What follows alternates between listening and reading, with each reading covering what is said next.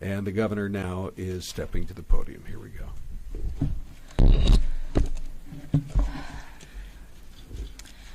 Hello, and thank you all for joining us. It is a dark day in Arizona.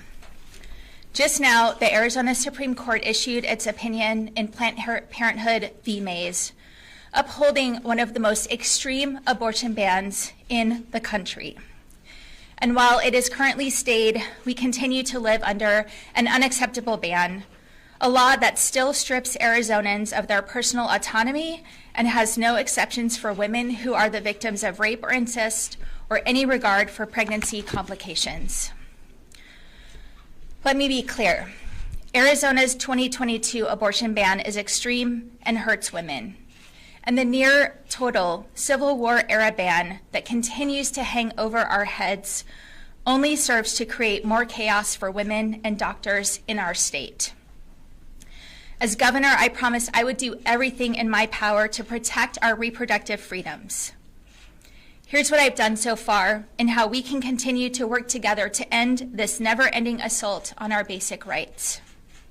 First, my executive order removing the ability of county attorneys to prosecute women and doctors for performing abortions remains.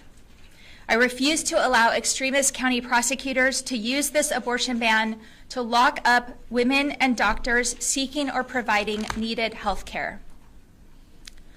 Second, my administration has expanded access to over-the-counter contraceptives. Today, Arizonans across the state can walk into their pharmacy to obtain birth control medication without a doctor's prescription. Third, last year I vetoed legislation that would have threatened access to IVF and potentially endangered access to any and all abortions in our state.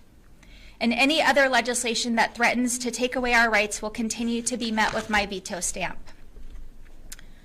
Fourth, I am calling on the legislature to do the right thing right now and repeal this 1864 ban and protect access to reproductive health care. The Republican majority in the legislature has time and again refused to act to protect our freedoms.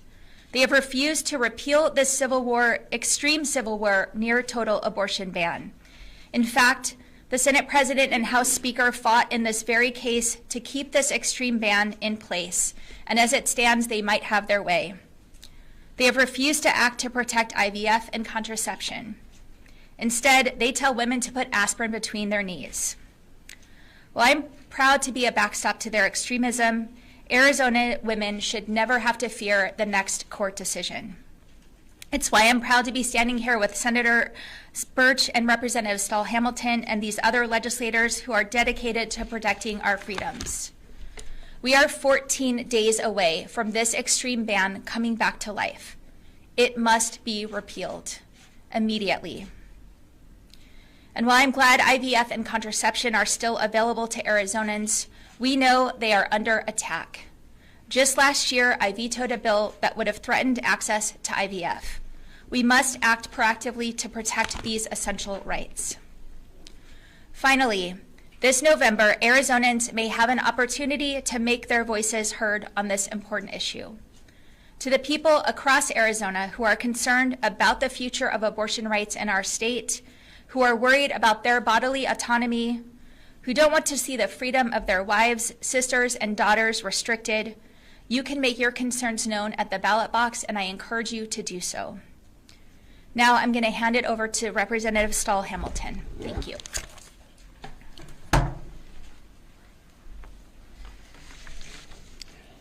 Good morning.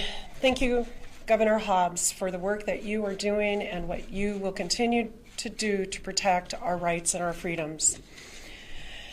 And thank you all for being here. This is a devastating day, but we are far from being defeated. How can we be defeated when the vast majority of Arizonans, 9 out of 10, support the right to get an abortion and want government out of our reproductive health care decisions?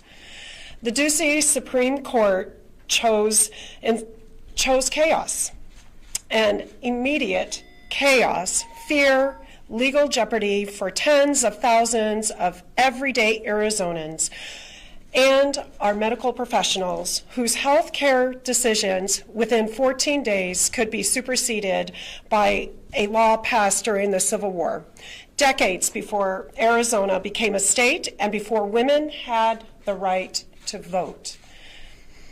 Republicans will not stop here. Every Republican in the legislature supported this decision, not you. And this is evidenced by the Speaker of the House and Senate President submitting an amicus brief on their behalf, arguing for the Civil War era ban. This is not the end of our fight. Now is the time to continue our work together to repeal this ban, beginning with passing the Arizona Right to Contraception Act to ensure Arizonans hold on to their rights to make their own decisions about when to start a family with no government interference. Efforts ramping up around the country illustrate that contraception is next. I know that there is an initiative out there gathering signatures to codify abortion rights in our state, and I felt it would pass with overwhelming numbers. Now, I have no doubt. I am proud to stand with the governor and my legislative colleagues who have your back. This is the beginning of putting our anger to work. Find a friend, grab a neighbor or relative, sign the petition, collect signatures, and remind our government of the political will of our people. They don't get to have the final word. Thank you.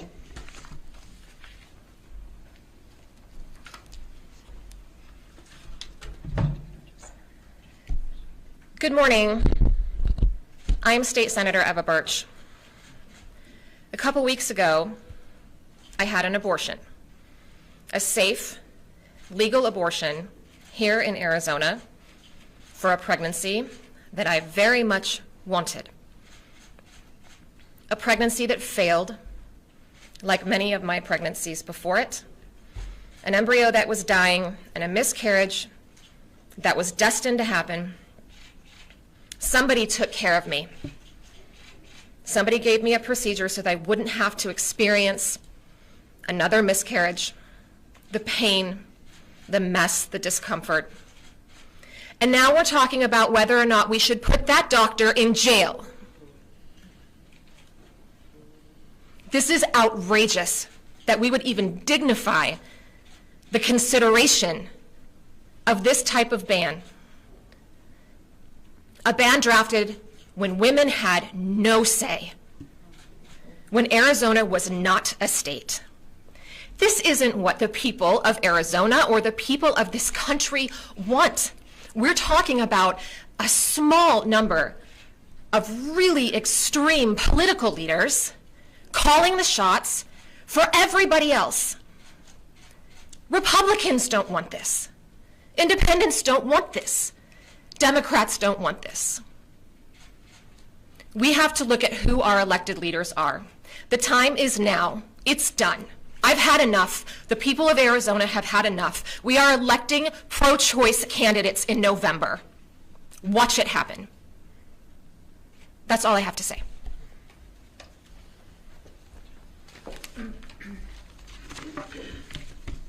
I'm not a legislator, but I'm here because I signed the governor's brief in this case, and I'm deeply saddened, by the court's decision. I participated in this brief because I caught a glimpse firsthand of what happens when abortion is inaccessible and you need one. We simply can't tolerate this in our state, Arizona, that we all love and call home. My husband and I were surprised to learn that we were pregnant just 3 weeks after our wedding, and shocked when we discovered that it was twins. We couldn't contain ourselves and immediately told everyone. We were even picking out names and looking at wallpaper for their nursery. They were so loved. For our anatomy scan, our friends placed bets on their genders, and we learned that our twins were a girl and a boy.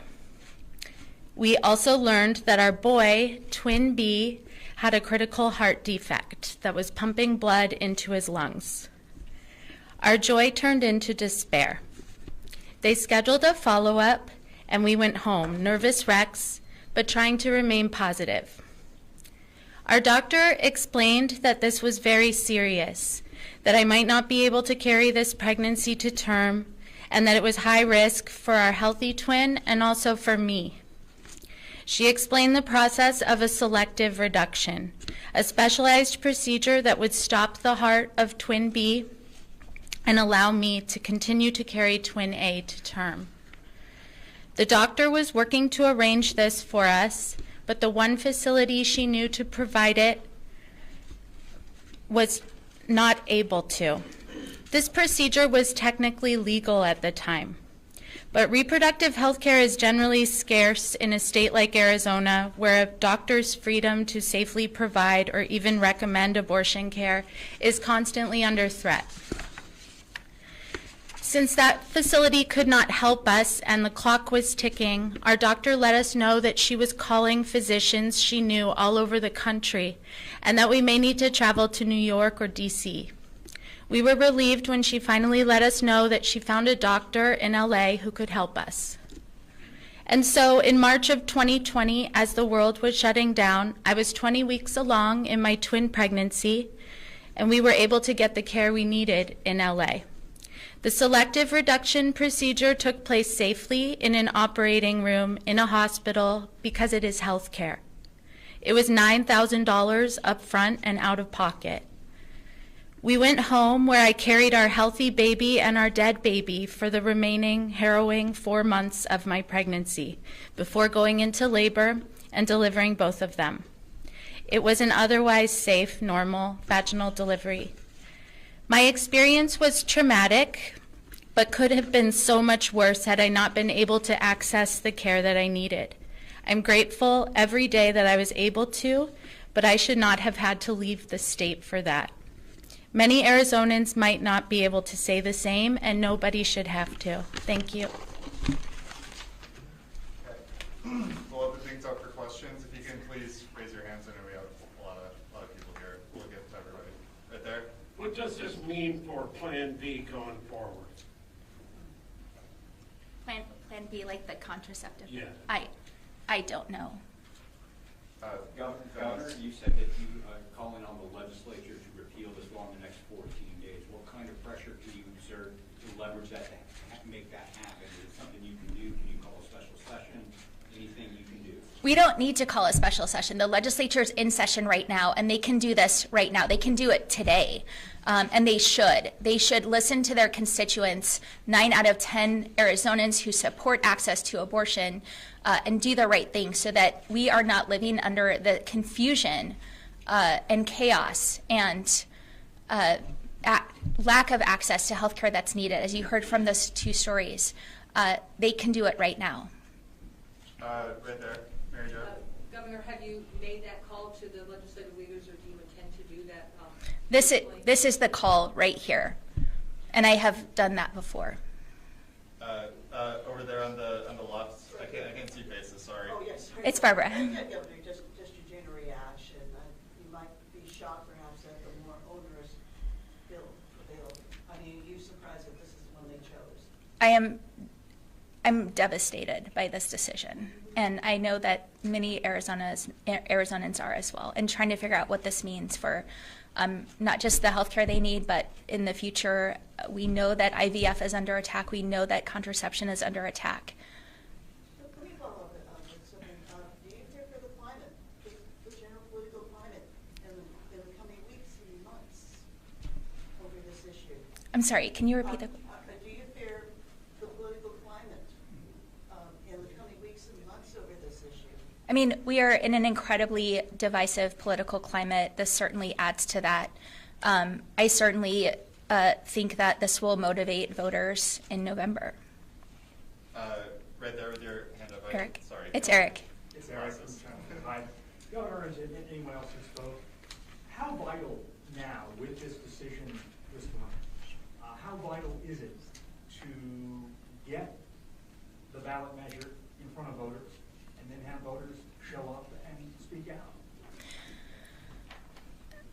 The legislature has ignored the will of the voters on this issue for decades, certainly with the 2022 ban that was passed, and certainly with the leadership signing on to uphold the 1864 ban.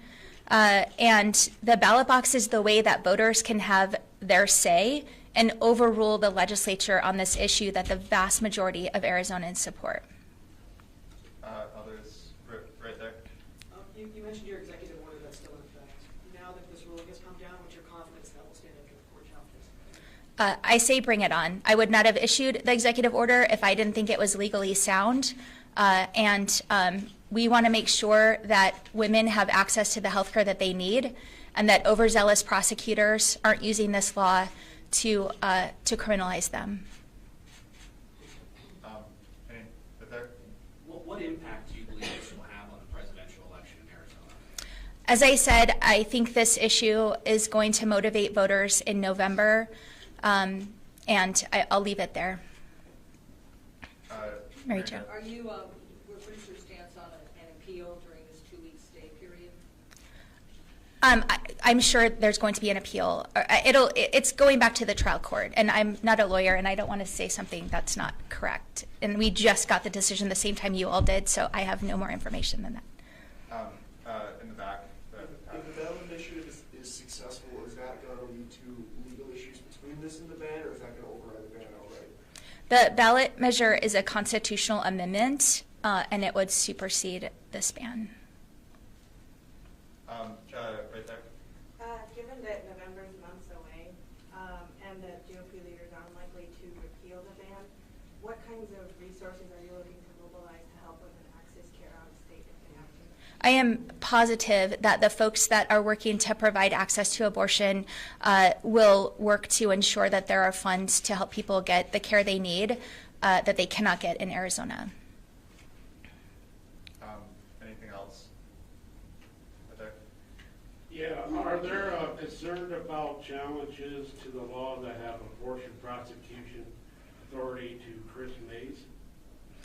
I think that was what we just touched on, and I'm not concerned about legal challenges. Anybody else? Eric had his hand I have one last one. Thank you, Governor. Have you spoken with Attorney General Mays in the last hour or so after getting this decision, and what comes next? We have not had that conversation yet. This is the first I'm talking about it. We all got the decision the same time you did. Governor, is there any, so you just kind of mentioned the possibility of people going out of state for abortions. Do you plan on having any conversations with people like California Governor Gavin Newsom or any other leaders in neighboring states where the abortion access laws are less restrictive? Absolutely. I'll do everything in my power as governor to ensure that Arizonans can get the care that they need. We have time for maybe two more back there. Barbara. You know, the issue of the life of the mother, you know, we've heard from folks that this is particularly bad when that life, the mother's life is in danger. Since the 1864 ban takes that exception into account, why do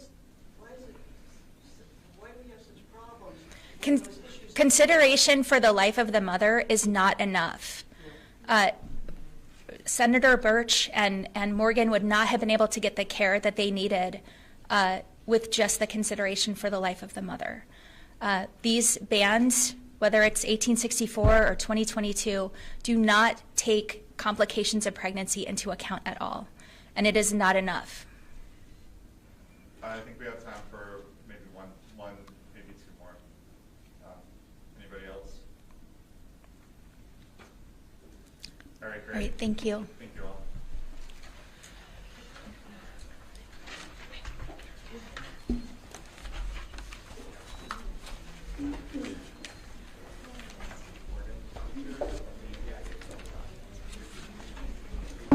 Morgan.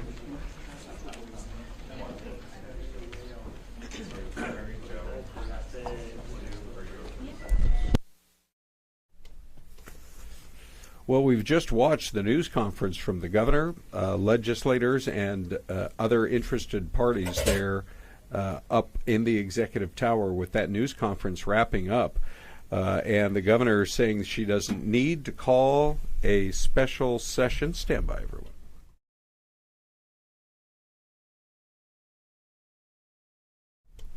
And I am here with Celeste Rodriguez. Hello, Celeste. Hello, Ron. Yeah. We do have, we believe, an attorney in a few minutes we're going to have a chance to talk to who can give us some perspective on this. But interesting what the governor had to say, where she said she didn't feel like she needed to call a special session. The legislature is in session right now, and that they could take action to prevent this 1864 law from once again taking hold. She also went on to say, I'm devastated by this decision. The timing certainly makes it, there's several issues that are motivating people, I think, to get to the polls this year, but it certainly makes it one of the big ones.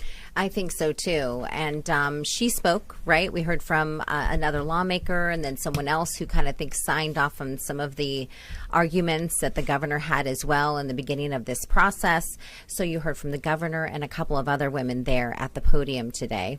And we're awaiting, as you mentioned, the attorney, Ron, and then, of course, word from the other side, people who are supporting what the Supreme Court has decided this morning as well. Yeah. Also interesting that former President Donald Trump was expected to make an announcement kind of on his views, and he did not come out in favor of any type of a national law with full restrictions of abortion, and that angered some on the right.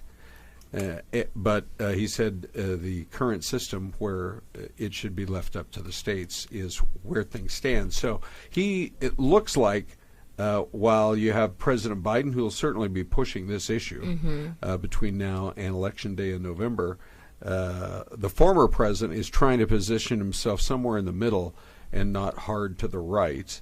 So it'll be interesting to see, in terms of where people are going to have to make a couple of decisions here when they get to the polls in November, at least here in Arizona, and one will be on this initiative that apparently does have enough signatures to make it onto the ballot in November. And then the other will be, well, so if this is your number one issue, which person do you want to see in the Oval Office regarding it over the next 4 years? I think I'm going to read the law, Ron, from 1864. For some of the people who may be listening or watching, maybe you're thinking, what exactly does this law read? And this was when, in 1864, Arizona was still a territory of the United States, and they had their first territorial legislature. So they passed a near total ban on abortions. It wasn't total, it was near. And let me read it, word for word here. It says, a person who provides, supplies, or administers to a pregnant woman or procedures such woman to take any medicine, drugs, or substance, or uses or employs any instrument or other means, whatever, with intent thereby to procure the miscarriage of such woman, unless there is that unless here, unless it is necessary to save her life, shall be punished by imprisonment in the state prison for not less than 2 years, nor more than 5 years. So as we were listening to the governor and her thoughts on that, and the other two women who spoke at the podium as well, there weren't any journalists who were asking specifically about that exception. There is a small exception when it comes to the life of the mother. Yeah, that is in there. I do see that. And a couple of procedures there that some of the women at the podium were speaking of when it comes to a miscarriage. It's known as a DNC, when a woman has to go in for a procedure. Of course, a lot of these things will have to be figured out, maybe with the legislature, maybe within the court system. But in that 1864 law, there is an unless written. There is an exception for the life of the mother in that law.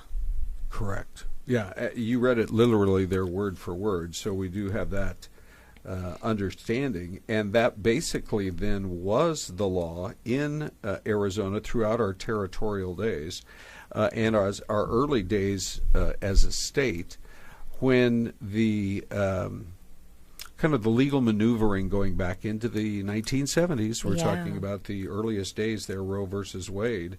That was when Planned Parenthood of Tucson joined doctors in a suit against the state of Arizona, saying that the abortion ban, with the exception of the life of the mother, was a violation of the state and the U.S. Supreme Court.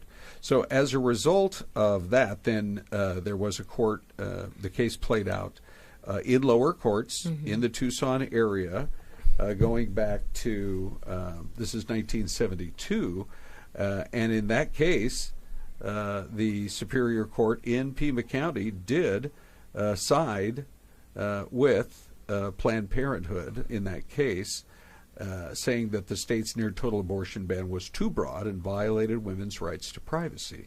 The Attorney General at the time, a man named Gary Nelson, did appeal that decision, and then in 1973, the abortions were once again declared outlawed in Arizona, with the State Court of Appeals reversing that lower court decision that had blocked the earlier one. So this has been a legal battle that we have seen in the state of Arizona that stretches back literally to before we were a state, to our territorial days that go back to 1864. I know you're in touch with or trying to reach out to an attorney right now. It will be interesting to see, sometimes when we see a ruling out of the Supreme Court, for example, that we have a ruling that maybe is not based specifically on the law at hand, but is it the executive branch or is it the legislative branch? Who has more power in those kinds of things? And so this is this going to end up being a case where if an old law can consistently supersede any newer laws that are passed, what kind of legal upheaval, not just in this case, but in many other cases, could we potentially be looking at? I mean, you bring up a really good point. I mean, how many times over the course of every legislative session do we have potential laws that our state leaders are looking at, and you think, well, what's that law, or what's that? Why are they passing something like this? Give us a reason behind it. And years later, it's passed. Years later, we look back and we think, what is this law? How many laws have we passed back in our territorial times that we probably need to take another look at to see whether or not there's something more recent? Or does it apply to how we live these days? Or have been passed, but have never been challenged in a like manner. Right? So, I mean, what laws were passed in the 2010s or the 1990s that might supersede old laws, old territorial laws? Will there be any kind of a movement to try to go back and take a look as to whether or not there are other laws, and not just this one in particular, that need to be looked at? Yeah. And I think it's interesting because, you just heard from a panel of people with the governor, and there's another rally taking place at the state capitol, and they thought well ahead of this decision because they already started collecting signatures, hoping to put it on the ballot in November. Right? They were ready. They were ready for something like this. And we have seen that it is a very motivating issue for voters, whether it's standalone or on a larger ballot with candidates at stake. This is, of course, going to be as big as it gets because all of this really became a much bigger issue after the Dobbs ruling from the U.S. Supreme Court. Well, we only elect our nation's top leaders once every 4 years. So Joe Biden has been the president over the course of the entire length of time since the Supreme Court ruling came down. If this is your number one issue, no matter which way you come down on it, that could end up being the determining factor for who you're going to vote for president. There's some other issues out there like the border and immigration policy, and obviously inflation is a huge one for a lot of folks. I just saw, speaking of that, a survey that came out this morning that the small business confidence survey that they complete every month is at an 11-year low for small businesses in our country. And it's primarily because they just feel as though they cannot, they don't feel like there's much of an effort underway to truly tamp down inflation And when you're looking at higher and higher wages and you're scrambling to keep your business afloat.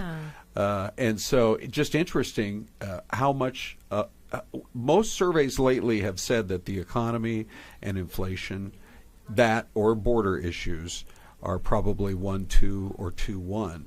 But this could change everything. It could. I mean, and I think we have to look back to, you bring up an interesting point with the economy and inflation. And I mean, who's the backbone of America, Ron? It's small businesses around the country. You look at, especially for us here in the Valley, air conditioning companies, plumbers, electricians, landscapers, people who own small businesses are the backbone. When you look at COVID and shutting down the states and not allowing people to work, and the hard thing, that these companies had to go through, it was hard to make it back from those times. And now you have gas prices with those companies trying to drive to people's homes to care for them or fix their houses. It's a lot. There's a lot to be considered when it comes to inflation and the economy. Yeah, no doubt about that. We are in standby mode. We're learning of additional statements that may be coming out over the course of what is turning out to be a big day in the legal history of the state of Arizona.